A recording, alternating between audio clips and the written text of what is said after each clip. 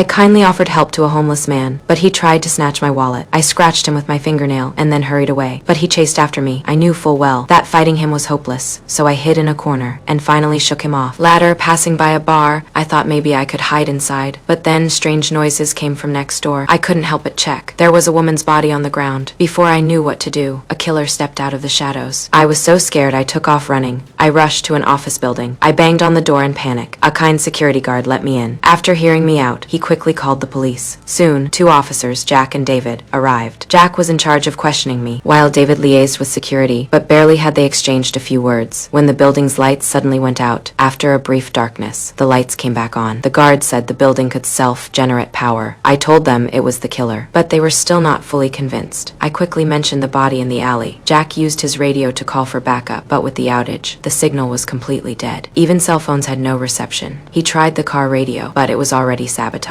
Meanwhile, the killer had entered the building. David used the landline to call HQ. They confirmed a body was indeed in the alley. Then static filled the phone line. The signal abruptly cut out. I told them again that this was the work of a killer. The guard shook his head. He said it was just a line problem, and they needed to check the basement. David wanted communications restored quickly, so he went down with the guard. But after checking, the line is intact. Jack upstairs was waiting for news, when suddenly 2 employees walked into the office, saying they were heading home after overtime. Jack worried about their safety, and had no choice but to keep them there, back in the basement. David still found no problem. Just as he was about to leave, he saw the line had now been cut. He drew his gun at once. He told the guard to move quickly, but only a few steps later, they heard a strange sound nearby. David told the guard to stay put. He stepped forward to investigate. It was just rats running around. But when he turned back, the guard was gone. All that was left was a pool of blood on the floor. David searched frantically. At last he found the guard, but he was already dead. Meanwhile, the woman grew impatient waiting and insisted on leaving the building. But as soon as she reached the doorway, a bullet flew toward her.